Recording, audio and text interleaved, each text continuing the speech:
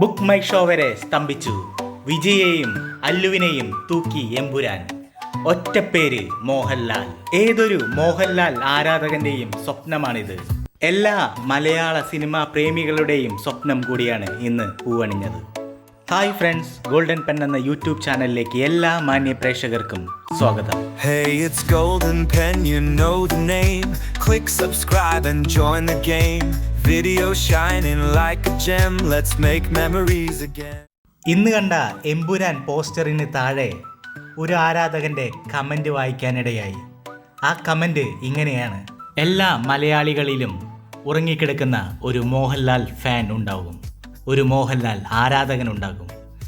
അവർ മോഹൻലാലിനെ വിമർശിക്കുകയും കളിയാക്കുകയും ചെയ്യും. എങ്കിലും അവരിലെ മോഹൻലാൽ ഫാൻ ഉണർത്തെഴുന്നേൽക്കാൻ നല്ലൊരു പടം മാത്രം മതി.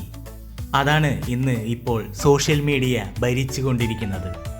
എമ്പുരാൻ സിനിമയുടെ പോസ്റ്ററുകൾക്കിടയിൽ തരുൺ മൂർത്തി പങ്കുവെച്ച തുടരും സിനിമയുടെയും എമ്പുരാന്റെയും കൂടി ചേർത്ത് വെച്ച ഒരു പോസ്റ്റർ കാണാനിടയായി. അതിൻ്റെ ക്യാപ്ഷനാണ് രസകരമായി തോന്നിയത്.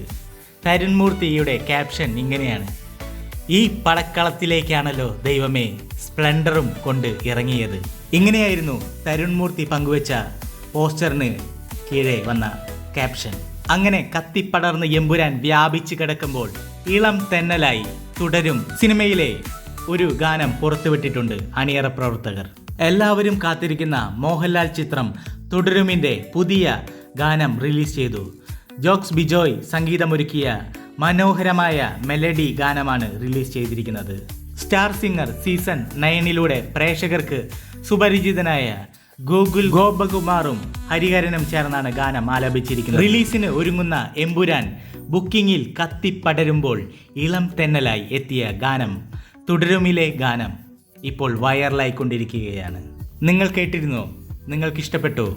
കമൻ്റായി രേഖപ്പെടുത്താൻ മറന്നു പോകരുത്. അടുത്തത് എമ്പുരാൻ സിനിമയിലെ മറ്റൊരു പ്രധാന കഥാപാത്രത്തെ അവതരിപ്പിച്ച ടൊവിനോ തോമസ് നായകനായി എത്തുന്ന ഏറ്റവും പുതിയ ചിത്രം നരിവേട്ടയിലെ ആദ്യ ക്യാരക്ടർ പോസ്റ്റർ റിലീസ് ചെയ്തു. സുരാജ് വെഞ്ഞാറമൂടിൻ്റെ ക്യാരക്ടർ ലുക്കാണിത്. സുരാജ് ലൂസിഫർ എന്ന സിനിമയിൽ ഉണ്ടായിരുന്നില്ല, എന്നാൽ എമ്പുരാനിൽ ഒരു പ്രധാന കഥാപാത്രം അദ്ദേഹം ചെയ്യുന്നുണ്ട്. അത് വാങ്ങിയെടുത്ത ടെക്നിക്ക് അദ്ദേഹം ആ ക്യാരക്ടർ പോസ്റ്റർ ഇറങ്ങിയ സമയത്ത് വെളിവാക്കിയിരുന്നു. ഇന്നിറങ്ങിയ ക്യാരക്ടർ പോസ്റ്ററായ നരിവേട്ടയിലും സുരാജ് വെഞ്ഞാറമൂടിൻ്റെ ക്യാരക്ടർ പോസ്റ്റർ ചർച്ചയായിക്കൊണ്ടിരിക്കുകയാണ്. കാരണം എമ്പുരാൻ എന്ന ചിത്രത്തിൽ സുരാജ് വെഞ്ഞാറമൂടും ടൊവിനോ തോമസും രണ്ട് രാഷ്ട്രീയ കഥാപാത്രമായിട്ടാണ് വരുന്നതെങ്കിൽ ഈ നരിവേട്ടയിൽ രണ്ട് പോലീസുകാരായിട്ടാണ് വരുന്നത്. എമ്പുരാന് പുറമെ സുരാജ് വെഞ്ഞാറമൂട് അഭിനയിച്ച ധീര വീര സൂര എന്ന വിക്രമിൻ്റെ പടവും റിലീസിനായി ഒരുങ്ങുന്നുണ്ട്. എമ്പുരാൻ തിയേറ്ററിലെത്തുന്ന സമയം തന്നെ ധീര വീര സൂരയിലും സുരാജ് വെഞ്ഞാറമൂടിൻ്റെ കിടിലൻ വില്ലൻ വേഷം കാണാൻ കഴിയുമെന്നാണ് പ്രതീക്ഷിക്കുന്നത്. ഈ അടുത്ത് പുള്ളിക്കാരൻ തമിഴിൽ പോയി കിടിലൻ ഇൻ്റർവ്യൂ ഒക്കെ കൊടുത്ത് തകർത്ത് വാരി എറിഞ്ഞിരിക്കുകയാണ് അവിടുത്തെ എപ്പിസോഡുകളെല്ലാം. നിങ്ങൾക്ക് മമ്മൂട്ടിയുടെ വീട്ടിൽ താമസിക്കണോ? സിനിമാ പ്രേമികളുടെ, പ്രത്യേകിച്ച് മലയാളികളുടെ ഇഷ്ട നടനാണ് Mammootty.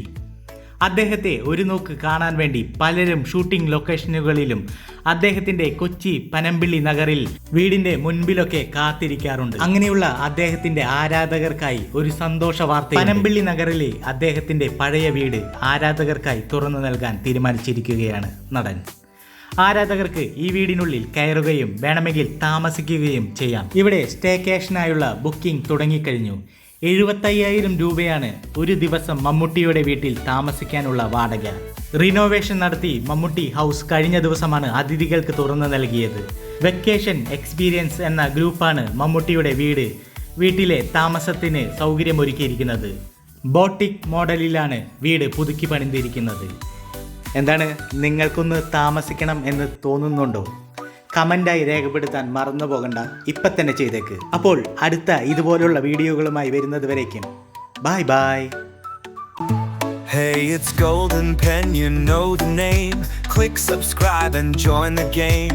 Video shining like a gem, let's make memories again. Create